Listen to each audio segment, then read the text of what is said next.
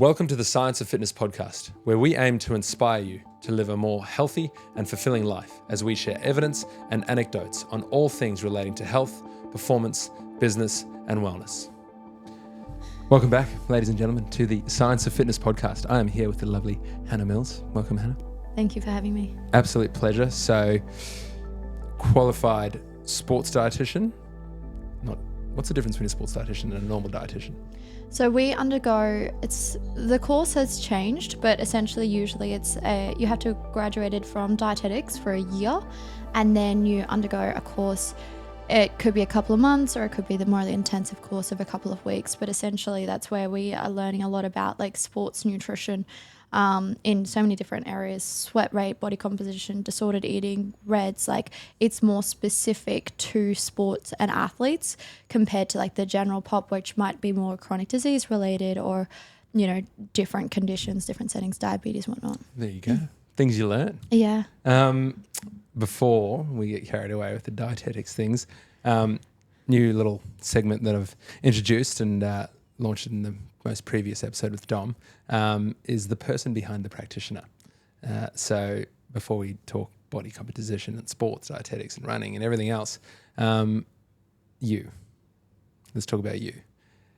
First and foremost, if you could make one change in the world with your current understanding of it, what would that change be? I would change food scarcity, starvation, poverty.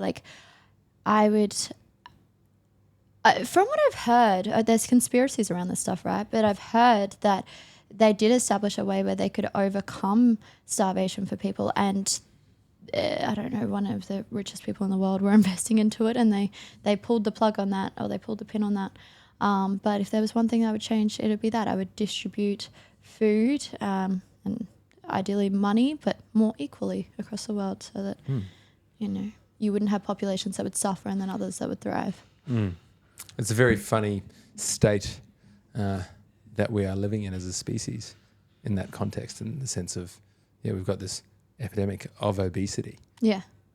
Right. We can safely say it's caused by an abundance of food. Maybe exactly. Poor quality food particularly. And people throwing out food. The other end of the spectrum is, people are starving and nutritionally completely compromised. Literally. And I just don't understand that. Every time you throw out food, you think about it. Well, I think about it, and it's like, no, that needs to be distributed more evenly. So if there was one thing I could change, it'd be that. Interesting. Next, if you pick the number one lesson you've learned in the last 12 months, be it through positive or negative experience, what would the lesson be?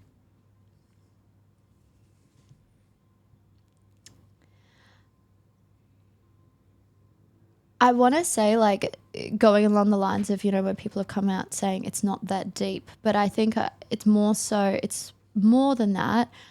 And it's essentially letting go of hustle culture. I think we've gotten to a point as a generation, or as a society rather, where everyone is, hustling and trying to achieve more and more and more. And I think it's actually now at the point where it's having the opposite effect on people, where it's actually compromising mental health. It's causing more disconnect with community. It's, causing people to go towards more addictive outlets to, essentially get an escape.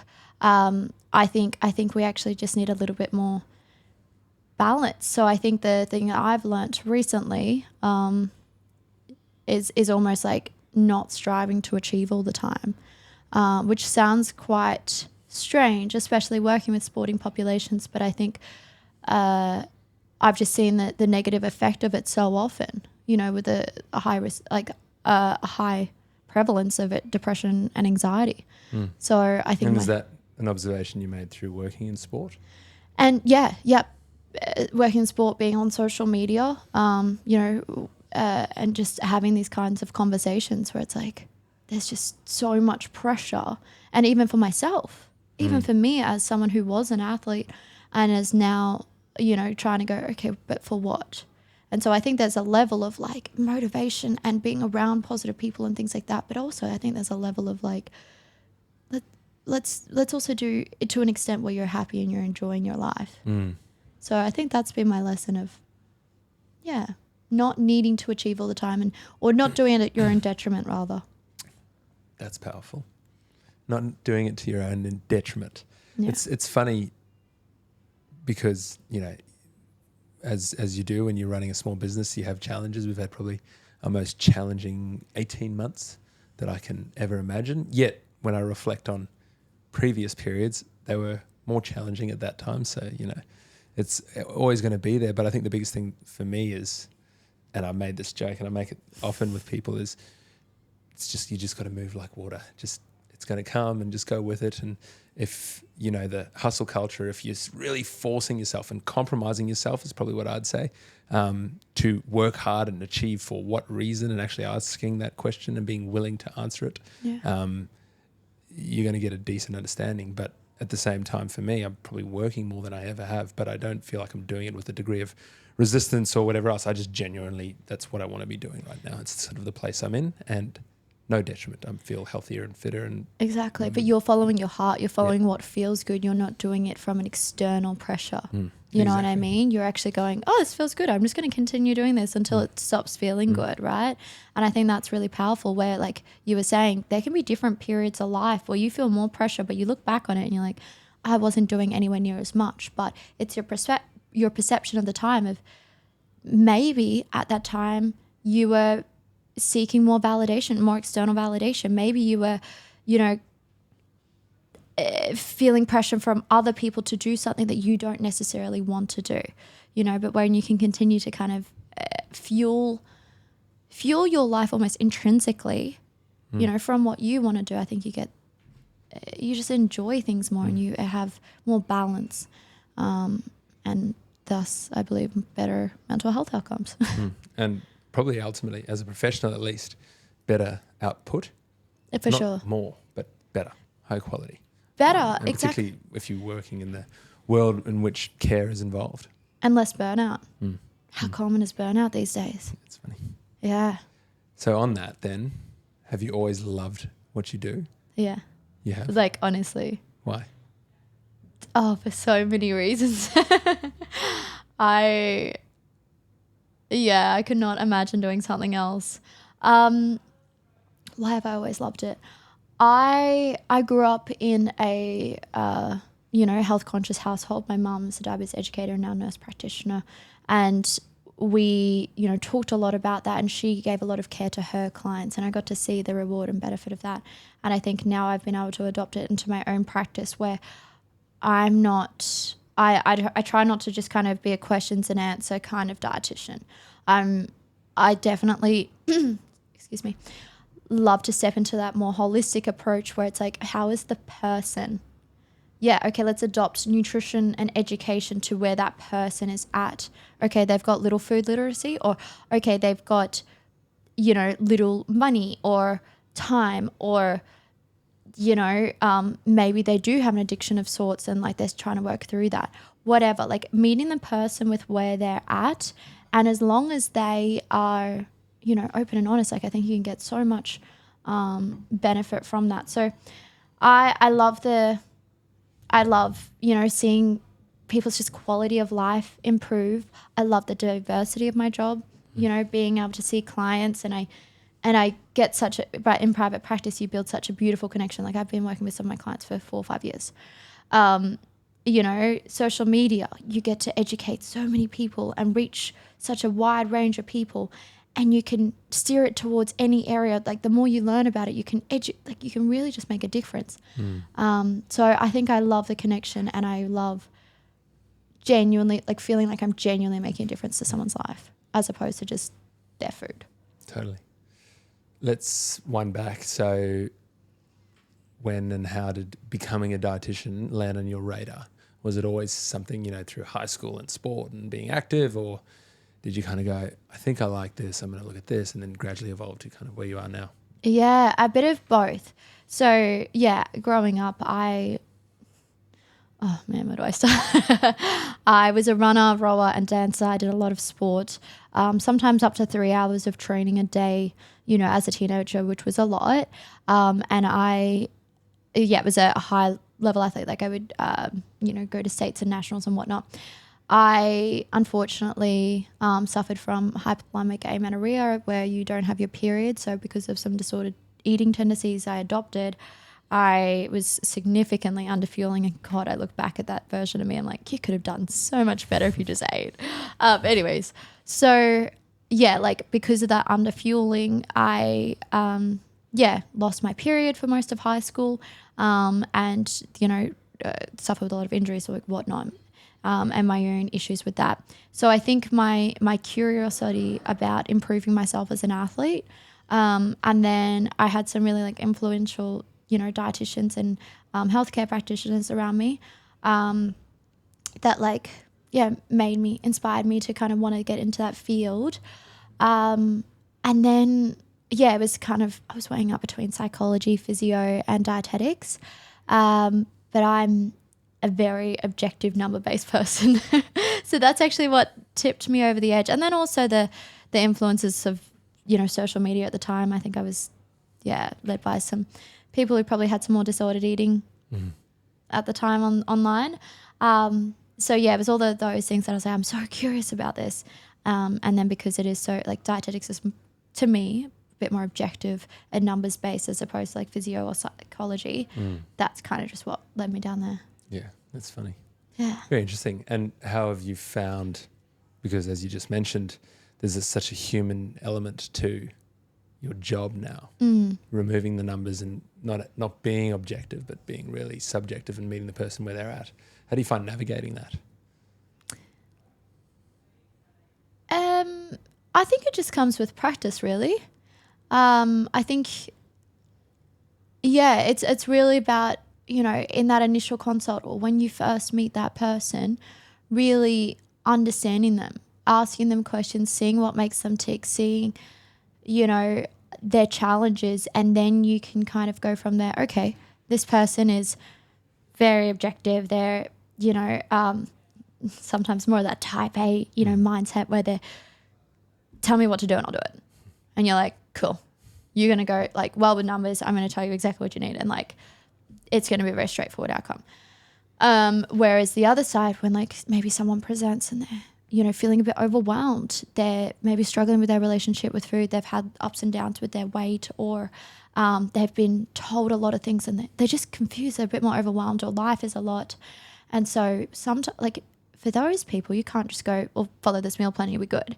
It's like, they've got too many other barriers there to be able to follow that plan. So I go, okay, cool. Like, here's a guide. Here's where I'd love for us to work to. But like, and they'll tell you their bigger challenges. Okay, time. Beautiful. Let's just get ready-made meals for all of those. And let's start talking about your relationship with food. Let's start to get the ball rolling in terms of food. But in the consults, you're talking to the person. You're understanding their barriers. Oh, life is so overwhelming. Oh, I hate how I look. Okay, let's talk more about your relationship with your body, or your relationship with food. So you can kind of, you just grasp it based off of the information that they give you, really. I love it. All right, well, let's stay on that body composition thing then. Sure. This is one of the many wheelhouses. When you have that body composition conversation, particularly for those in sport, what particular markers are actually worthwhile worrying about versus ones that I think you find often people go, oh, body fat percent or whatever the number is. And it's like, don't worry, for your sport, this is more appropriate. How often do you sort of find you're talking people out of things and talking people into things when it comes to body composition? So in terms of like measures or like for seeing that body composition improvement? Yeah, just general, preconceptions about their body composition and its influence on their performance. How often are you having to navigate this with people? Say it's a triathlete that comes in and is really obsessed about something that they probably don't need to worry about. How often are you seeing that? And what are you typically seeing? Sure. So like how often is someone coming in with the primary focus that I need to improve my body composition, but it's actually irrelevant to their performance? Yeah. Sure. I would say it depends on where what level the athlete is at, because to kind of take a step away from, that relationship with food stuff and focusing more on that sporting realm, body composition does affect your performance. Like we know that. And for high elite level athletes, that is going to be the difference. Sometimes can be the difference between them, winning first place and not.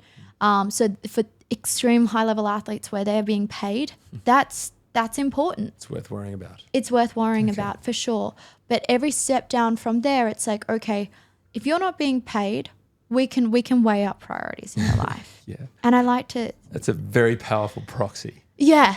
Yeah. Literally. Are you paying to do this competition or are you getting paid? Exactly. Exactly. Because then it takes out, like we were talking about, that pressure away of, okay, if my relationship with food is struggling and every time I go into a deficit, I then binge eat, okay, well, it's not a priority. Your relationship with food is your first priority. Going into a deficit, I'm speaking to the deficit because usually that's a bit more challenging, for people than a surplus in terms of body composition manipulation. But, okay, say, for example, that they've got a lot of life stress going on and going into a calorie deficit is going to compromise that. I did a presentation a couple of hours ago to a group of men who, go out into go off-site and do labour-intensive jobs. It's like, okay, for that short period of time when they go out to do those jobs, it actually might not be a good time to do a body composition, like go into a deficit and change your body composition. So I think it's important to kind of take it at the individual. But yeah, I think, how often do I do it? I do it quite often. I'm not going to lie, in terms of kind of like when someone comes to me and they say, these are my goals, if they've got an issue with their relationship with food, if there are concerns there or with their body, I don't want to make their relationship with their food or their body worse, because that's going to have a much greater detriment. My boss said this line to me one time, and I think this is a really good analogy, and as a coach you would understand this very well. But if someone came to you with a knee injury and they said, hey Kieran, I want to do a squat PB, you'd be like, well, you're just going to make your knee injury way worse, man. And you're probably not going to achieve your squat PB because you've got a knee injury and you can't squat properly, right? The same is for your relationship with food and body composition. Okay. If someone came to me and they've got a struggle with their relationship with food and they're like, I want to go into a deficit, we're probably going to make your relationship with food way worse. Say they binge eat, you're going to binge eat way more. And you're probably not going to achieve your goal because you're binge eating all the time. Right. Like, you actually need to have control over your food first in order to then be strategic with how you manipulate that for your body composition. Yep. That makes sense? It does. And it's not a simple answer, which I think is an important thing for a lot of people listening to this to understand. You'll jump online and you'll probably watch someone that inspires you to do an endurance activity, for example, that, many listeners can probably connect with this. And that person gets paid to do it. And they worry about their body composition. So then we've got a team of people who are also paid to help them. Yeah. And so they absorb that little anecdote of, their body composition, therefore I need to do about mine, because we do enter the competition to try and get better. Yeah. And, they'll come to you and present it without having, one, a team surrounding them, two, the understanding that actually this is their job. Yeah. If you're working as a chippy, as a nurse, as a lawyer, as an accountant, and you're just doing these recreational activity things, that small percentage that body composition contributes to your ability to do the triathlon on the weekend or not is insignificant compared to the large percentage of your fueling strategies in your preparation for the triathlon and the actual performance that you can do that day. For sure. And that's not to say that we wouldn't do a deficit, but I think there's a time and place, and then there's a level of severity that you do the deficit at. Like, maybe we're not doing 1,000 calorie deficit prior to that kind of thing. Yeah. When you're endurance training particularly. Exactly. Yes, very much so. So in terms of that sort of self-awareness of people realizing that they've actually got some degree of a compromised relationship with their food, it's one thing to say it, it's another thing to actually maybe identify it. How does someone go about that? And I know this is probably a big question.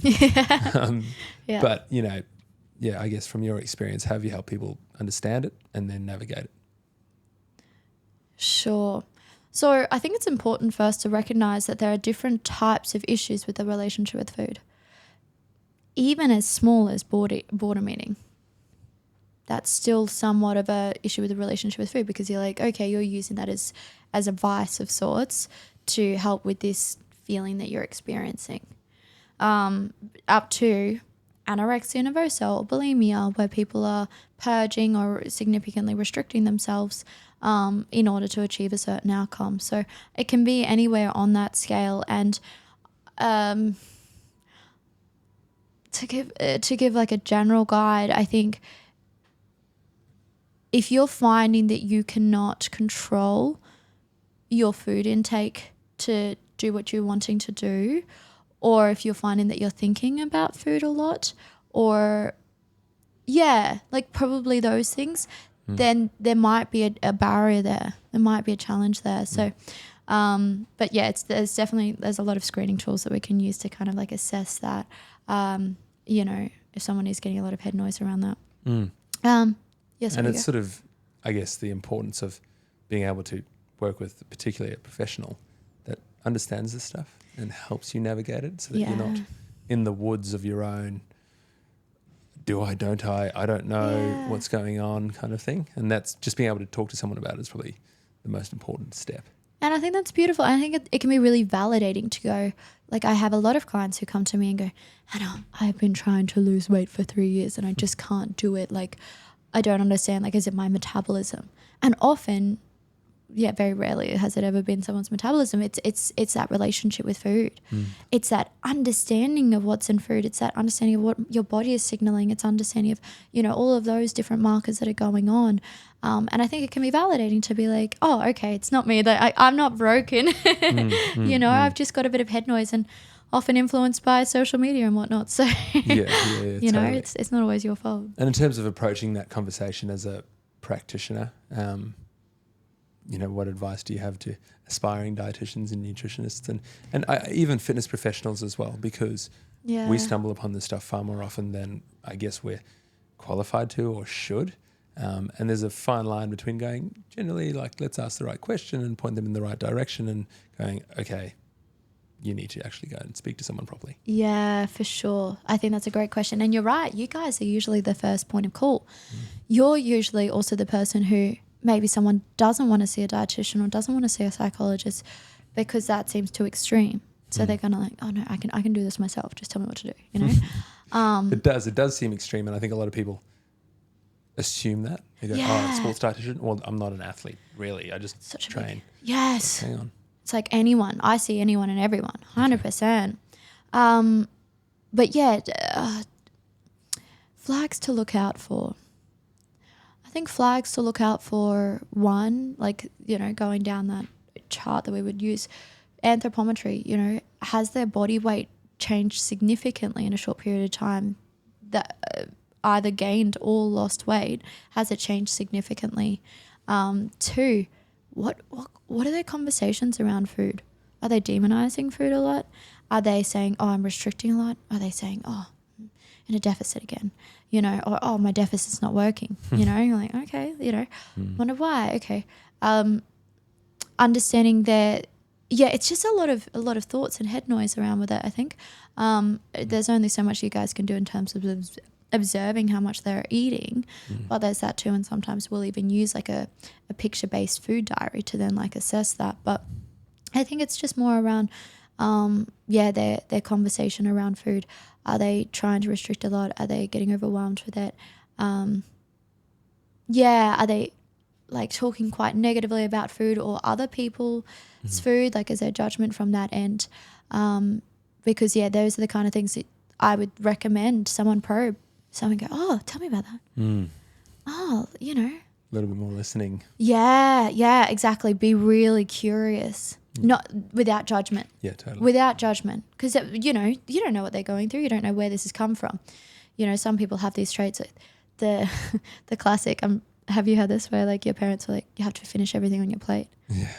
The amount of clients that I have come into me to say that has messed their head up. Oh, really? Yeah, it's funny. Like they're struggling with their listening to those hunger fullness cues. Yeah, okay. Because their parents have, and to be fair, not to, shit on parents or anything like that, but it's like, that's what they knew. Yeah. So around those thoughts, and I would just say act curious, and then, when you don't have an answer, that's when I recommend referring on. Or when you probably not necessarily an answer, but you know what I mean? Like when you sort of feel, there's a scope of, I don't have an Yeah. understanding. yeah, I can't quite, am I going to know everything? Because you, like, I think it's important to be aware that you could really jeopardize someone's relationship with food. Like a lot of just like those, and I'm not all 8-week challenges or anything like that, but there are some extreme instances where people have lost a lot of weight because they've eaten next to nothing. And then, coaches have been like, oh, well, if you don't eat nothing, like, and then they're like, oh, why can't I lose weight now? It's like, oh, it's because you're eating so much food. There's a lot of judgment. Yeah, totally. And it's not ill-intended, I think. It's the funniest thing. But I've seen it. I mean, I've been in the industry for long enough to have, lived through the boot camp 8-week challenge era and worked in it and, have seen people do bodybuilding and all that sort of stuff. And that in its own right is a sport. And a lot of people that I saw go into it went in because of, a personal relationship with food and their body rather than I want to participate in this sport. Very different. Yeah. And then, seeing the wash up of that 2-3 year process, and these individuals coming out way worse than they went in terms of psychologically and their relationship with themselves and food. And then even more so in their body, they felt less healthy, which is a really nice proxy, I guess, that I like to sort of refer to is how does it feel? How do you feel? What's your energy levels? What's your enthusiasm levels? Are you sleeping well? Are you recovering well? Do you have DOMs consistently? Yeah. That one for me was like a massive one, particularly, you and when you make sure you make Joe eat his carbohydrates. I just remember you talking about it last year. I think we sort of started this year, did a little workshop together and the carbohydrate thing. And I was like, I'm just going to make a little bit more effort. And I've had some pretty exceptional dietitians on this podcast as well. And I'm going to make a bit more effort to just consciously consume a little bit more carbohydrate. And it's like a total different energy and less the willingness to train. I would still will myself to train and get better and do something hard, but I just pull up so much better. I'm not so sore. For sure, that recovery. And have you found that, like you say, you do an intense training session, you also don't feel the need to like lay on the couch all day? Like you actually just recover better because you're replenishing those glycogen stores. And it's as simple as that. And it's like, dude, I've done a master's and looked at the molecules of to why this works. Yeah. But sometimes just you need yourself, that reminder. you just kind of slip habitually. And that was the thing for me is sure. I just realized habitually I just wasn't quite maximizing the possibility of, replenishing my glycogen stores as nuanced as that is, but it was quite funny. I'm curious just on that. So you said that you've had a lot of people like come through in terms of bodybuilding or like challenges and whatnot. Like what are the main things that you've identified in terms of like what do you call them, clients, members? Yeah. Well, like their language around their relationship with food and some of the a lot of that bodybuilding era and then that 8-week sort of challenge era was probably early on in my career. And then in terms of, I guess, where that came from, we were half as well versed as we are now. There was a lot less internet. There was a lot less social media. I'm that old. 2011, 2012, Instagram came out. So people were less informed. Yeah. And so we associated health with a lean, jacked body, man or woman. So it was really funny watching that. This is me 17, 18, 19, while I'm at uni, working at a commercial gym, seeing that happen. And then that sort of whole boot camp 8-week challenge and then the fast fitness sort of brands that came through as well. So a lot more of that was just like the capacity to train really hard and do really hard training and then, drop a bunch of weight. So it's like, let's burn more calories, eat less food. And it's that simple. And what your motives are should be to look a certain way or be a certain way, which is really what built the ethos behind, I guess, how we try and approach it is we don't really touch before and afters ever. Yeah. And we don't really touch body composition, like some of the longevity stuff around bone density and muscle mass. Sure, we might do that on our sort of higher end specific clients, but in general, it's just purely output capacity. It's range of motion, it's strength capacity, it's power capacity, and it's, metabolic tests of some kind that will go, okay, what is your ability to perform like? And so that's kind of where we are, which is funny, the amount of people that walk in to sign up here and they go, I want to lose 5 kilos, I want to do this. And it's a body composition or body image. That's goal, usually how they come in, right? Yeah. And then you educate. And I think that's it. Like, incidentally, usually when you're focusing on the performance and your health, incidentally, usually the body composition follows. But I think that's a little side benefit that you go, oh, cool, I'll take it. Exactly. But I love what you guys have done in terms of that's not the primary focus. The primary focus, even I've trained itself for, quite some time now, and I'm loving that. It's like it's on those, it's on longevity. It's on longevity. It's about how you perform. It's about your strength. It's about setting you up for the future. And I think that's the way that we should even approach body composition, where it's like there can be too much pressure, and too much pressure can sometimes mean that you actually fall off the rails with it. So if you actually just focus more on that lifestyle, even for me personally, that's how I kind of stepped out of my disordered eating, where I stopped focusing so much on body composition and just started focusing on training and fueling. And you just feel so much better. Oh my God. Yeah, and I think that's the biggest thing is the feel element. It really, defines your excitement to move your body and train. And then I guess even more so the ability to recover and redo that. Which is the most fun part. Last one on body composition. In terms of, I guess, this whole running movement, which is such an exciting thing to see people get involved in. It has its pros, has its cons.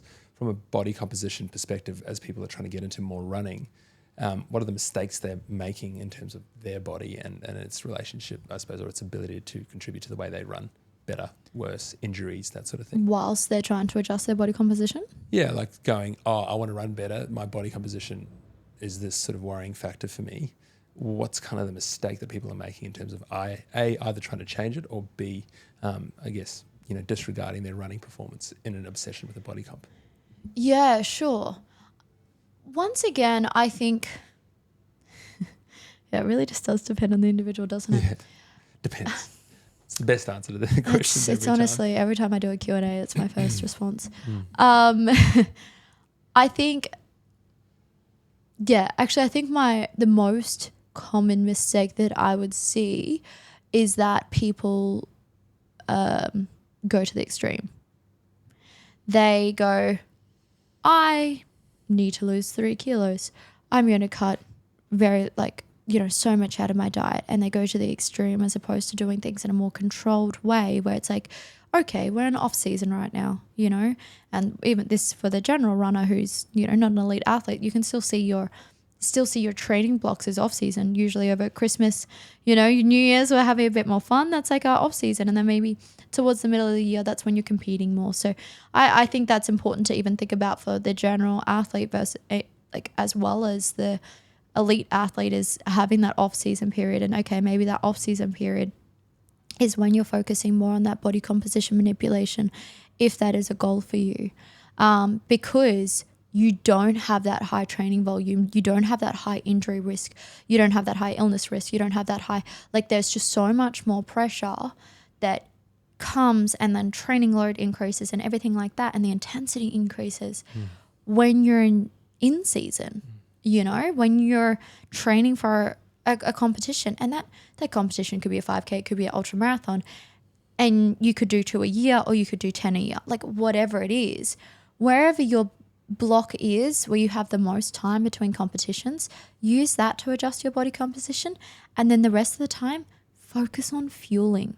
Focus on feeling good, focus on that recovery, focus on what is going to get the most out of my performance and how am I going to recover in between each of those sessions.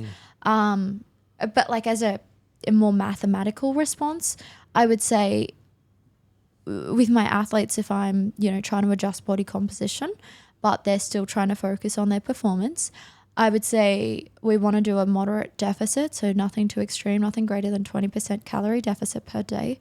So say, as a round number, you require 1,000 calories per day, which no one will, but as a round, let's say 2,000. Let's say 2,000. Okay, there we go. Okay, I could use 20%. Say you require 2,000 calories in a day, and you do a 10% calorie deficit.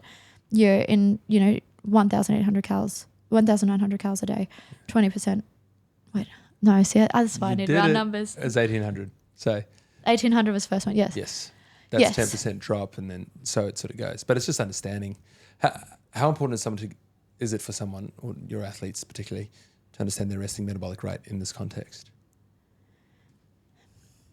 I think it's good to have an understanding of your resting metabolic rate. I think it's good to have an understanding of what your body requires at maintenance, and I think it's good to have an understanding of how that might change.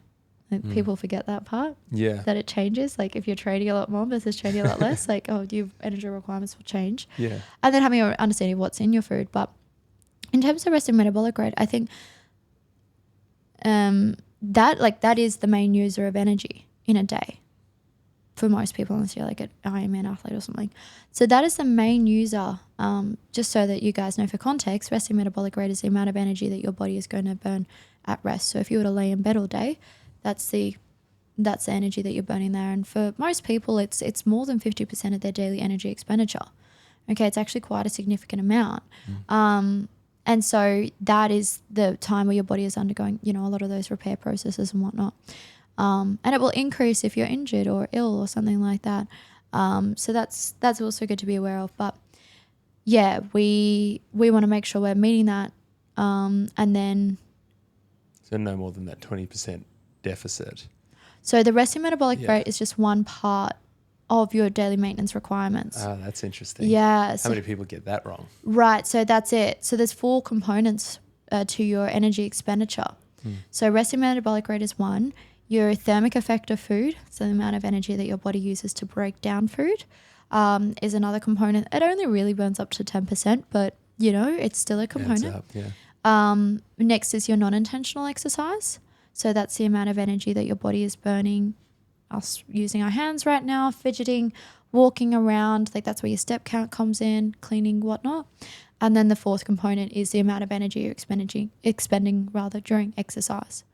So, yeah, and a lot of people do perceive that, that is the main user of energy, but it's really like on average 10 to 20% of someone's daily energy expenditure. Yeah. Well.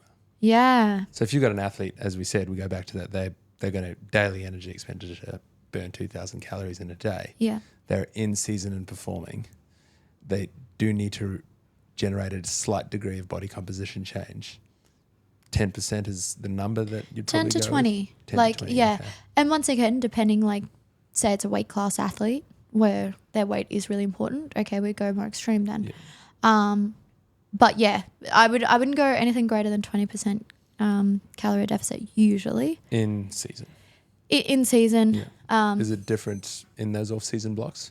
You could go, you could push it more during off-season, but you then have to consider the muscle loss risk. For someone who has really high energy requirements, we can push a more extreme calorie deficit. Okay, so you require 4,000 calories in a day. It's like, okay, 500 or 1,000 calorie deficit a day isn't going to mean much to you. It's a percentage based, right? Yeah. Exactly. So that's why it's percentage based. Whereas, smaller people, and that's important to keep in mind is, people with lower energy requirements are going to lose weight slower as well. So, that's a common misconception too. But I would say do the 10 to 20% calorie deficit. I would say prioritize your carbohydrates, as Kieran just said there. Hit your minimum protein, hit your minimum fats, make the rest of your energy carbohydrates. If you're still training during that time, that's going to help keep you fueling for that. And then I would also consider am I having creatine? Am I omega-3s? Am I optimizing everything so I'm maintaining my muscle as well during that time? Yeah. So not only maintaining feeling good in terms of managing that hunger and the energy across the day, but then also am I maintaining my muscle? A lot of those other metabolic functions. Yeah, which is probably something misunderstood by a lot of people is one, obviously we want to maintain the muscle mass, particularly from an athletic perspective, as best we can. We don't want to go into those deficits where we're suddenly losing our actual functional force contributing masses. Yeah. It's most important. And that's where probably that too extreme of a deficit really hinders people. So if we sort of stay or slide a little bit away from body composition, anecdotally, I've had 2 really interesting stories. One happened literally probably a couple of hours before we started this. One patient member, he's been rehabbing a sort of significant injury that was essentially a 9-month window of recovery, and it required a massive surgery and sort of 6 weeks of isolation of the injury site and then so forth. But in that time, we did a lot of training, and then from a diet sort of food source, he's worked with all the sort of professionals, physios, myself, dietitians, and even sports psychs. He just focused on, I'm going to get really strong and eat as much fuel as I can. Great. And I must side note, this is the best adherence I've ever seen to a program in general, let alone a rehab plan of such significance.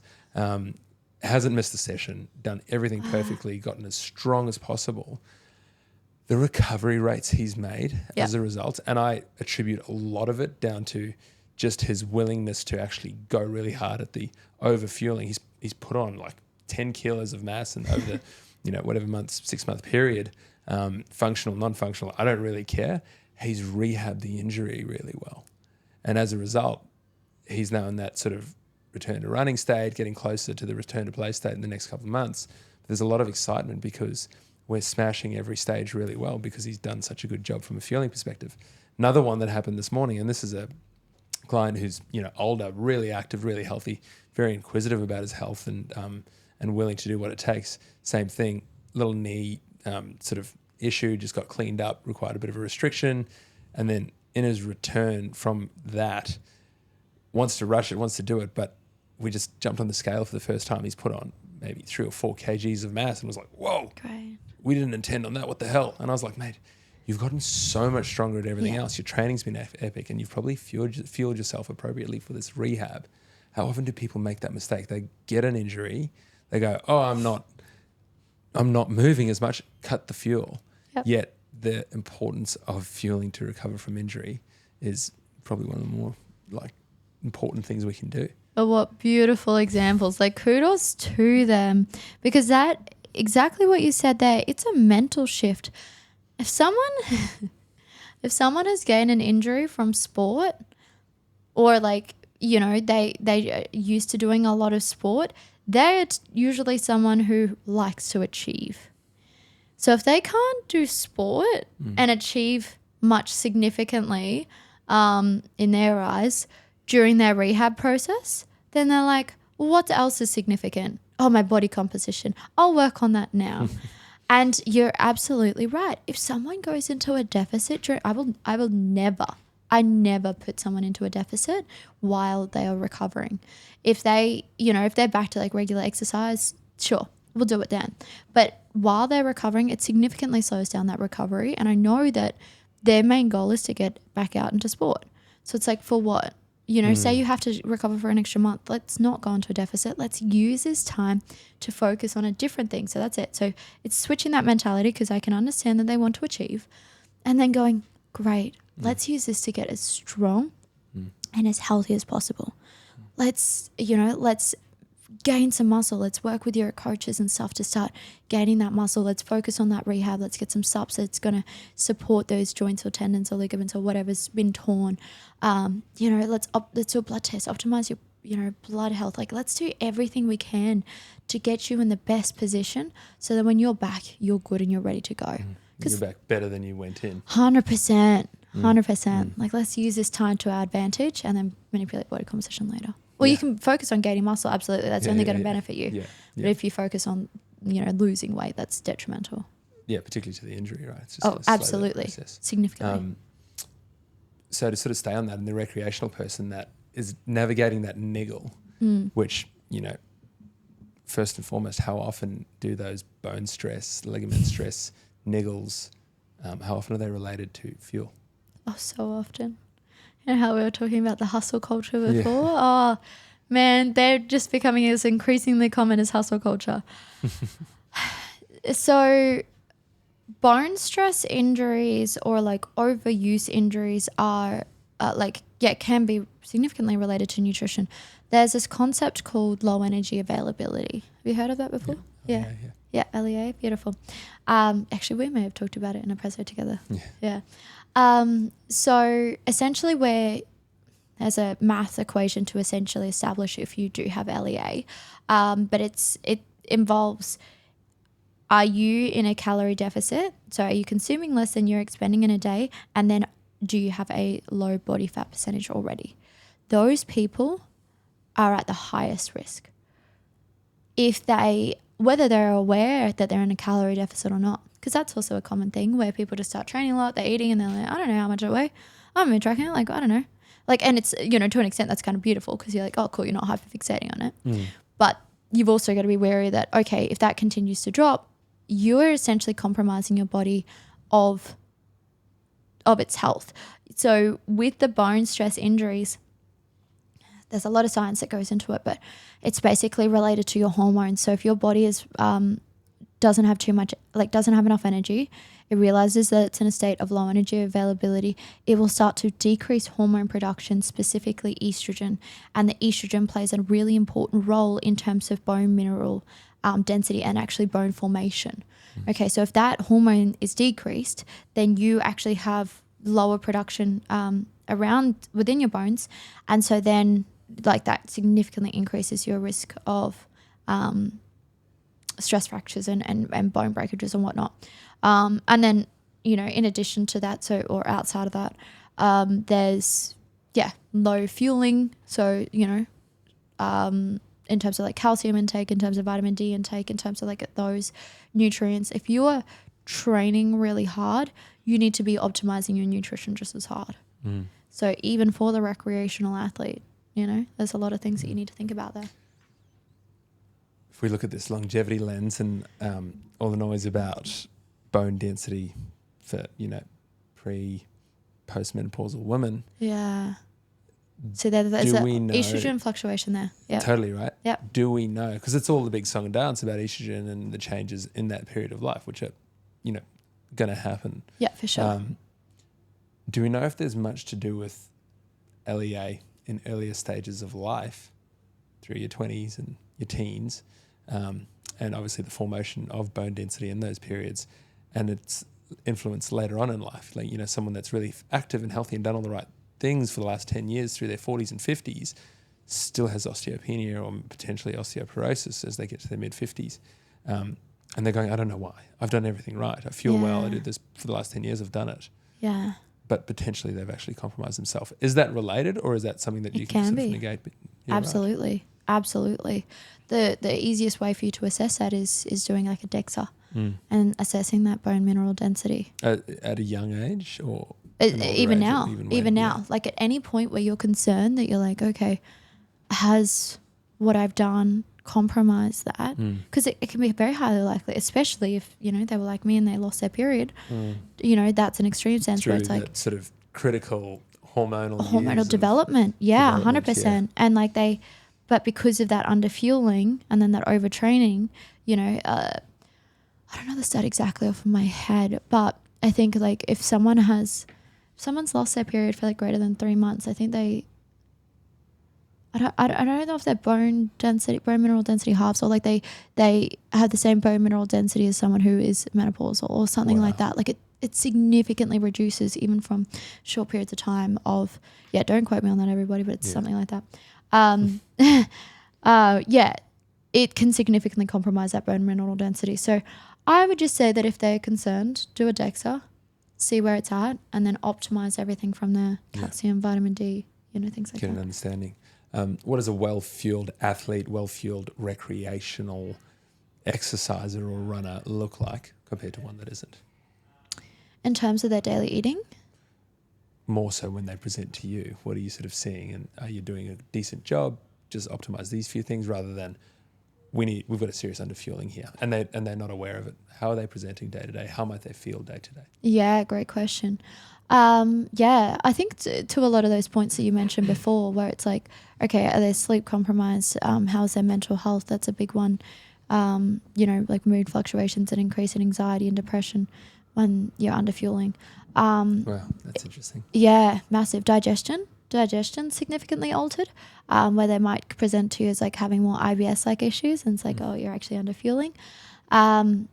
Really interesting, but like an extreme sense, if they did a blood test and their cholesterol is high, which sounds really strange, but the body will actually do that as a protective mechanism to, because we do need a level of cholesterol. So in extreme sense, if they have higher cholesterol, that's a warning sign. If they don't have their period as someone with a traditionally regular menstrual cycle, or with a uterus, if they're noticing that like their performance isn't improving, if their weight is dropping, if they're increased in injuries, illness,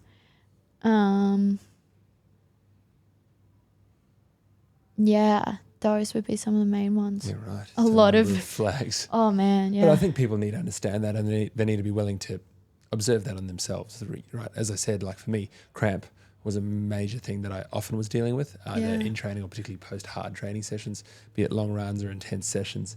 And then DOMs, man, like be sore for like 2 days of sessions that Yeah.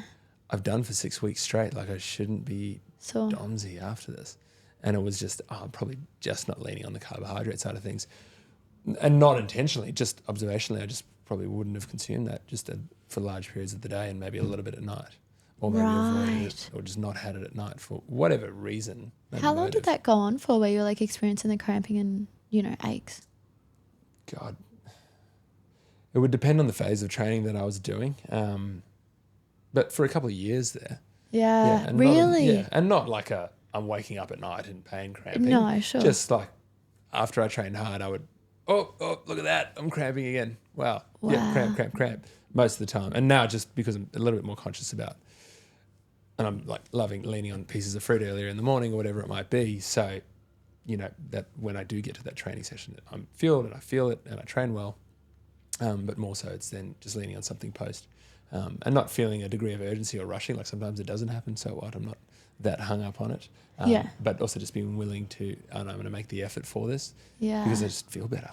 Yeah, there you go. So it was like, the combination of experience for a long time, but then also listening to, people talk about nutrition that made you go, oh, maybe that's the issue for me. Let's try it, see how it feels. Yeah, wow, look at that. There you go. And I'm only saying this cramp thing, not that I've written in my journal. I'm cramping. And like Whoop has mechanisms that you can measure that stuff. Oh, really? Cramp as well? Yeah, you can how much carbohydrates did you consume today if you really want to be intentional in that sense. But it's more just anecdotally, observationally in conversation, like, oh yeah, I actually don't feel that half as much. And, these little things that do go a long way to contributing to that. Oh, wow, I am actually probably underfueled. Yeah. For what I'm intending to get from an output perspective. Exactly. And I see it often in clients where cramp at a afternoon session, and they're like, I drank so much water today and I had my electrolytes, and I'm like, how much food did you eat? Yeah. Oh, I had breakfast, haven't eaten lunch yet. I'm like, it's 3 p.m, brother. Like, yeah. We might need to do something because you want to get stronger. Like you're in your mid-50s, you want to get stronger. We're going to need to actually, have some stores of energy to utilize. You can't just train on an empty stomach and expect a decent result. No, definitely not. And the amount of times when people tell me that they started eating before training, they're like, wow, I just feel so much better. I'm like, wow, who would have thought? I got so much stronger as well, probably 10-15%. Really? Yeah, the carbs. Oh, that's not hard. They make such a big difference, and I'm just so glad that we're changing that narrative from demonizing them to optimizing them essentially. And that's, I tried it. I did it. Mum was really inquisitive and was like, okay, let's try this keto thing. And I've looked at it, and this was me at 21, fully was like, righto, we're going to do it. We're going to do it. And obsessed with it. Did it for a year and was training every single morning at 5 a.m. Disciplined. I have got the spreadsheets of all the weights and everything that I lifted. I did not get an ounce stronger. I felt I got leaner, but I didn't actually measure it. But I just didn't get stronger. I didn't get better in training as, best as someone can train for a year. And at the time I then started doing my master's and then just got my ass handed to me by one of the professors, and not saying, oh, I'm doing this, what do you think? He just sort of said, here's your fuel system, here's your energy system, and here's the need for glucose. And if any athlete tells you otherwise, you need to do your very best to have them to understand the importance of this for their performance. For sure. For sure. Yeah. Wow. Very interesting. Performance nutrition, speaking of. Yes. You touched on it. And I think you'll probably want to err on the side of caution because of the typical general pop listener to this that this doesn't apply to. Yeah. What separates general good nutrition from performance nutrition? We touched on it a little bit at the start, but what are the major things that are you seeing? And I think, what do performance athletes, dietitians worry about that the general person doesn't need to worry about? Let's talk about that. First thing that comes to mind, electrolytes. Well, let's start there. Would you like me to list off some things or delve let's into lift them off electrolytes? and then we'll go to back to electrolytes.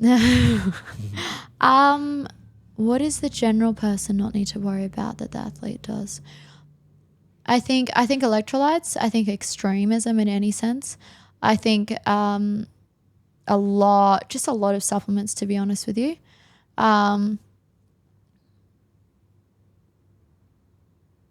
Yeah, I think, yeah, it's that, and when I speak to extremism, it's like, okay, like, you know, you're allowed to eat out, you know, or you actually don't have to track everything to the gram. Even my high level athletes, I worked with the Suns, you know, and even them, like, we didn't track everything to the gram. Like, you know, I use a very similar meal plan template for them as I do my current clients, because it doesn't need to be to that gram. And I think that's really, really important for anyone to recognize. But yeah, like, yeah, so I would say those things. But yeah, going into the electrolyte side of things. Before we go there, Yeah. let's define electrolytes, because you need to take electrolytes. Well, what's in them? Where do they start? Where do they finish? Is it magnesium? Is it sodium? Is it potassium? How much? What else goes into them? What doesn't need to be in them? Sure. Let's start there. Yeah. So define an electrolyte. So electrolytes, there's several, but the main ones are sodium, potassium, magnesium, calcium, and chloride. They're the main ones that you'll see in a lot of sports drinks, and they're the main ones that you know, we tend to study. So essentially, with electrolytes, a lot of them are involved in a lot of, you know, processes inside of the body, a lot of very natural processes that are very important. Something that a lot of people don't realize is there are electrolytes in all of your food too. It's crazy, I know, but it's not just in a supplement, it's in food. So sodium, we know salt, we know sodium. Salt is actually sodium chloride, so you've actually ticked off 2 electrolytes there. Magnesium, he's found in a lot of you know, fruits and veggies. He's found in the ocean even, and you know, you can absorb some through the ocean. Yeah, so they're found in abundance in a lot of different areas naturally anyways. But yes, they are important for the body. And what I will say is, like, a general answer, we can delve into things if you would like to, but as a general answer, we naturally, so there was a recent study that was put out, and like research, what we've seen is that we know that sodium is the main electrolyte lost through sweat. Chloride is the second one.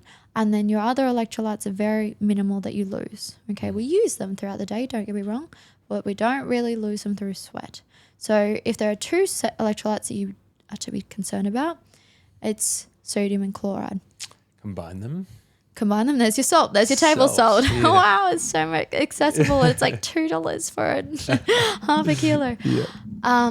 But yeah, so they're the main ones that we're losing. Now, the study that was put out recently, I think it showed that on average, now look, I wasn't surveyed, I don't know who they surveyed, but on average in Australia, they found that females tend to consume around 2,800 milligrams of sodium per day, and males, I think, was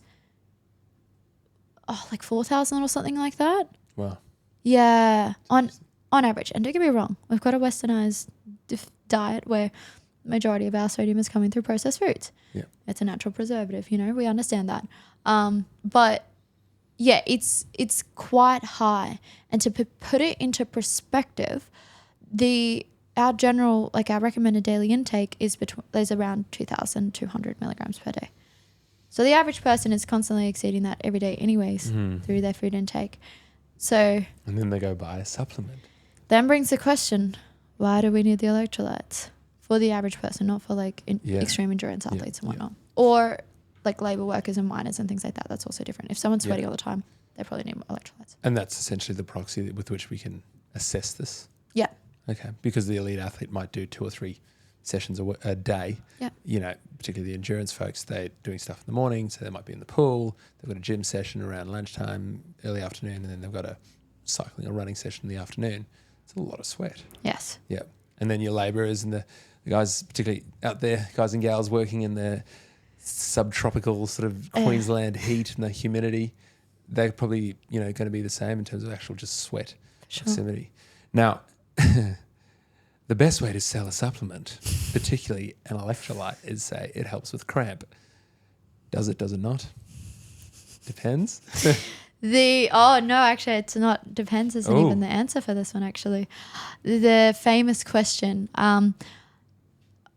I should say that research is forever evolving, okay? And we can, it's very rare for us in the nutrition space especially to be able to give a definitive answer, to be like A plus B equals C. Like we just don't really have that, especially in the electrolyte space, and especially because of how challenging it is to actually research.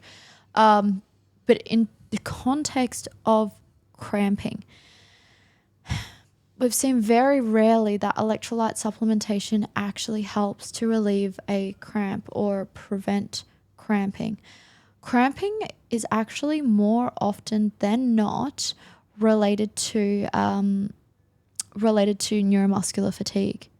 So this is actually more like your realm, where say for example, it's basically where your nervous system fires your muscles.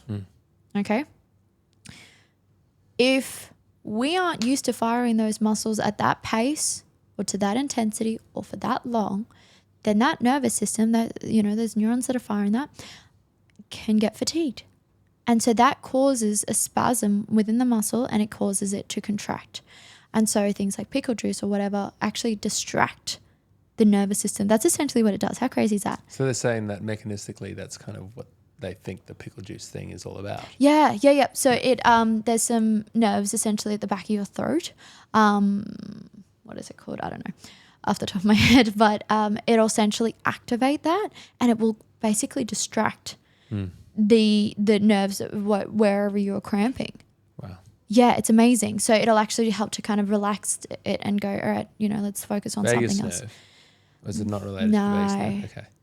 Because that sort of was my theoretical, I guess, understanding was I was like, particularly run out into the rugby field and throw pickle juice at guys. And I literally used to buy jars of pickles and pour the juice out and eat the pickle and then, throw it at them when they were cramping in the 55th or 65th minute. Why? And I was like, they're like, is it the sodium? I'm like, sure. Like, whatever. I'm not going to ask this question in the middle of the game. But it's more that, they pull a face and when they wince and then they swill it around and spit it out. Yes. And so it's, and I was certain that it was a neural component, but we didn't really ever have that understanding until I think most recently, because someone's obviously gone and actually scientifically tried to answer the question. Exactly. Great assumption. And there's the answer. So usually that's what's causing cramping. Electrolyte imbalances can cause cramping, but it's hard to measure and it's not as common of what we've seen in the research. But sometimes what can happen is if someone is overhydrating, so if they're consuming too much water and not enough electrolytes, like they're just flushing the body out to the point where we just don't need that much fluid, then it can cause an imbalance in terms of the electrolytes and fluid ratio within the blood. And so then sometimes that can essentially cause the deficiency of sodium going to the muscle and can bring on that cramping. That's very interesting. I think a lot of people misunderstand that. They roll around with a big 1 litre water bottle and they plow through, 4 of those in a day. Yeah. And then go and train and cramp and they go, I'm so well hydrated. It's like, well, how do you define hydration? Exactly. So let's stay on that. How would you define effective hydration for people? That's a great question. Thanks. I would just say based off their urine, I think. Okay. If their urine is a pale to a clear yellow, then I'd be like, yeah, you're hydrated. But if it's clear continually, then I would say you're overhydrated. Okay. So that's actually at the point where your body doesn't have enough waste product to build up in the kidneys. You just keep flushing everything out. So that's why it's clear. And that sometimes can mean that that's also what's happening inside of your body, where actually flushing out all those electrolytes and everything and not really allowing things to build up naturally and stay in balance and regulate their own ratios. I like that. Regulate your own ratio. And it's the awareness, which sort of brings it up the point of just being aware, being a little bit mindful. Exactly. Of what your body's presenting. Yeah. So I don't want to say to anyone listening that you shouldn't drink too much water. It is rare. It's very hard to do to a certain extent. Exactly. But I think for everyone listening, if you use that general marker of is your urine pale to a clear yellow, we're good. If it's too clear, too much hydration, slow down.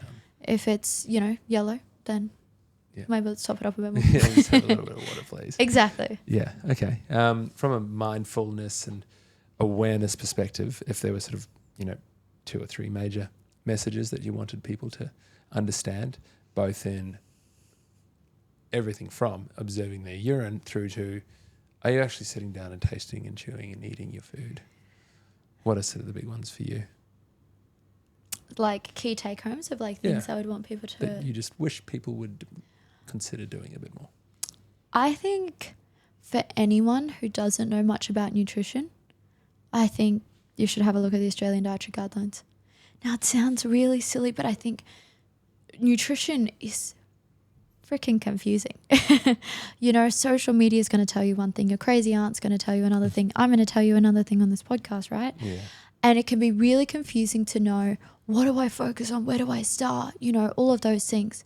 So I think if you go back to have your grains, have your protein, ignore the accounts where they undergo extremism and they go carnivore and they go keto and they go, all of that. Like, you're not going to enjoy that. Anyone who's listening and you've tried it, tell me why you stopped. Tell me why you stopped. Like, it's not often sustainable. So, and I think that's a very important point. It's not sustainable. Yeah. Yeah. And that's it. Even the Australian Dietary Guidelines includes an amount of discretionary items of those more quote unquote processed foods, because that's important for balance. And balance is important for sustainability. So that would be my first thing. My second thing would actually be, and I think more people need to do this, get in touch with your body. How does someone do that? You would love that answer. I love that answer. All over it. How does someone do that? Listen, if you're struggling with your relationship with food, this is much harder. And in your situation, I would probably write you out a maintenance plan so that you can actually start to learn what your body's signals are. Like, follow that plan, and then you can go, oh, this is what it feels like to, start feeling hungry just before my meal. Oh, this is what it feels like to be satisfied after my meal. And, staying within like a nice little ratio as opposed to going from starvation to, overly full. Like, I really want to find that middle balance. So I would say get in touch with your body by listening to those hunger fullness cues. Ways that you can do that is by like having some time at maintenance calories, eating every couple of hours and whatnot, balanced meals. Ways that you can listen to your body. How energized are you? How do you feel? If you feel like shit every day, if you feel like you've woken up from a good sleep and you're still exhausted or you're not motivated, okay, there's some things we need to address here. Do we need to do a blood test? Where are your micronutrients at? How's your iron, B12? Where's your carbohydrates at? How are those things? How are you mentally? How's your digestion? How is that operating? Because that's usually, people go, oh, I don't want to talk about poops, or I don't want to, that's a bit TMI. I'm like, no, man. Like, that tells me so much about what's going on inside of you. Yeah. Literally, right? Literally. Because it's been through you. Thanks, Kieran. And, okay, how's your urine? How's your sleep? How are the daily functions outside of work and everything? How are you operating? So yeah, I would say get in touch with those things. That would be my second point. Like, get in touch with how you feel, and respond to that. Don't respond based off of what Sally's doing. Respond based off of how you're doing. And I think that applies to a lot of things. And then my final thing would actually probably be, in a general sense, like, there's so many things I want to say. I think my final thing would be eat enough calories. I think so often, if someone's struggling with a relationship with food, say someone is struggling with, not training as well as what they would like to, say someone is, in any extreme sense, I do think that if you can come back to eating enough calories and having that balance of that in a day, you're going to operate so much better. Whatever your issue is, have some time at maintenance. Brilliant. Okay, let's bring it home with some food hacks, if you will. Oh, okay. And this is like more chef recipe ideas. God.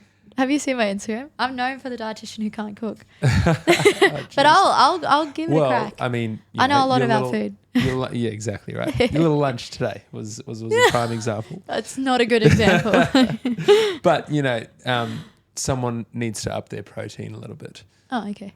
what is a wonderful little substitution that maybe works for you, that you might say put in on a breakfast or a lunch or a snack, or what do you sort of go to? Actually, my favorite one for this, if someone is struggling to eat protein, then it's likely that they don't enjoy a lot of protein sources, usually. Not always, but usually. Swap your carbohydrate sources to high protein options. This is one of my favorite hacks because I'm not a big meat eater. Like, I'll eat a bit of meat, but I'm not a big fan. I love protein pasta, protein pizza bases, the Simpsons pantry wraps that you were discussing before. Yeah. Protein, like the protein bread. There's protein versions of nearly every carbohydrate these days. Yeah. I think that's such an easy and affordable way to tick off like a couple of boxes and still like get high protein in. And usually those high protein products are high fiber too, which I know you love. There you go. You can find me a protein potato one day and that'll really win. That would be, that'd take That would sell. Yeah, it would. It would sell. Someone More the other day. electrolytes. Someone the other day, they're like, oh, can I make a high protein version of beer? And I was like, that would sell. That would sell. Seriously. Low carb, high protein beer. That would kill it. Jeez. And we'll edit that out and go and work on that. Yeah. Don't steal our ideas. Inversely, the low carbohydrate, ambitious person that's training all the time but keeps getting cramp, what do you suggest hacking your way into? Just getting a few more carbs in. One, around your training, and the two, just generally in your diet. Yeah, I think trying to aim for that regular eating, so often people will feel like quite full from carbohydrate. So if you can kind of work backwards and distribute it across the day, then you'll find it much easier to, get in. And then also having a look at the volume of your carbohydrates. Rice, for example, probably much easier to consume a high quantity of rice versus potato. Like, I think it's the equivalent of raw to raw. 60 grams of rice is the equivalent of 200 grams of potato. Wow, from a carbohydrate. From a carbohydrate perspective, yeah. So it's like, and obviously, look, you cook rice and it swells up and gains some water, and you cook potato and it usually, will lose some water, so the volume does change. But like going raw for raw weight, that's what that equates to. So it's like, okay, have a look at the types of carbohydrates that you're consuming to really optimize them. Don't be afraid to add juice and maybe soft drink here and there. If you're someone with a high energy demand, a high training demand and a high carbohydrate demand, you're going to need to find ways to get it in. And liquid's a lot easier than chewing more rice. Yeah, today, you're like, oh, this salad, I love it, but it's a lot of chewing. It's a lot of my jaws. Like, yeah, that's really interesting. Okay, so then in and around training for that individual that needs to get those quick carbs and they haven't had the luxury of sitting 2 hours beforehand and eating, a fibrous serving of carbs and protein, what can they do? What's the hack? What do you grab? Do you know this? Do you know my answer for this? I think I've seen it. Go on. No, you go on. It's your answer. I can't steal your thunder. I know, but I was hoping you'd know. I do know. It's well known. What is it? Sultanas. Oh, okay. He does know. I listen. You do. I appreciate that. Yes, my hack is sultanas in the car door. Sultanas in the car door. It's a specific type of sultana. Oh, 100%. Where else are we storing them? I come from the stance, so I'm very time conscious. And as I, mentioned at the start of this, busyness is a general barrier. Time is a genuine barrier to good nutrition. Fully aware of that. But tell me how you're getting to the gym. Yeah, how are you getting there? You're driving. I walk. I live across the road. Oh, yeah. But for most people who don't have that luxury, okay, you can swing by the car on the way and have that and chew them as you go. But that's it. It's a individual serve. It's a simple carbohydrate that's going to break down and absorb really quickly, unless you have a fructose intolerance. And it's great. It's low volume and it's going to give you that quick energy. I don't think time is an excuse for your pre-training carbs. I just don't. I like that. And even if you are having it as you walk into that gym, you usually, hopefully, are taking 10 to 15 minutes to warm up anyways. That's enough time for that to break down and absorb into your gut and that to give you the performance benefits. So, yeah, car door sultanas, shot them back at the traffic lights. Otherwise, lollies, crumpets, honey, jam on pikelets, LCM bar, pretzels, crackers. Lots of yummy options. The list is endless. I know. Wow. It's so good. It's funny. Even just that walk to the gym, they actually, and this is one of my favorite little things, they have a fruit bowl and they just fill it with apples every single day. Yeah. And the amount of times I'm like, oh, I've got to train. Oh, I haven't had enough food, particularly in the last hour or two. Yeah. There's an apple and it's just like, Oh, yes. but then you bite into it sometimes and it's a little bit dry and you're like, oh, I put myself through this thing. But still, most of the time it's great and it makes such a difference. And that's all you need. Just stack up your card or have that bowl there just ready to go. It just needs to be in your foresight and you know, you'll just feel so much better. Okay, cool. People that are probably not consuming enough fats, we'll make this the last one, in their general diet. Like obviously we can supplement omegas and that sort of thing. Yeah. But the good fats versus the bad fats, it gets quite confusing. What oil do I avoid? Is it even worth avoiding oils? And then I think what are the sort of major ones that we probably underconsume and need to just make a bit of time for? Sure. I think what I first want to start by saying is that, yeah, fats sometimes, you know, can be restricted quite a lot. Obviously, they're a higher calorie food than carbohydrate and protein. So I think if someone is trying to, you know, manipulate their body composition, sometimes they do fall short of fats. It's important to know that from like a hormone standpoint, a brain standpoint, decreasing inflammation, preventing injury, everything like that, we need at least, and this is a general guide, I don't think this is fully research back, but this is kind of where we've fallen to be like, okay, this seems to be a good amount, is 0.5 grams per kilo body weight. So say, for example, you're 80 kilos, you're aiming for 40 grams of fat at least per day. Wow. Okay? At least. That's your minimum. And then, you know, having upwards from that. So let's make sure that we're getting that in. It's not hard. Like, it's really not hard. That's not much. But, yeah, ways that you can do that, same thing. Making sure every meal should have each macro, like without question. But to get that in, adding olive oil, extra virgin olive oil has some of the most health benefits with being really high in antioxidants, you know, anti-inflammatory protocols and good fats, right? So I would say optimize that olive oil. Other oils like seed oils are fine. Like, you know, I'm not delving into that, but like they're fine. Calm down. So, you know, don't be afraid of that stuff, but just kind of going, okay, well, olive oil's probably got to be more health. Extra virgin olive oil will give me more benefits. So may as well have it from that. You know, avocado, salmon, get your 2 to 3 serves of salmon per week. The poly and mono unsaturated fats, if you ever like read a nutrition label on a food that's going to be high in fats, maybe it's a nut bar or something like that. Those are your good fats. They're what we want to optimize.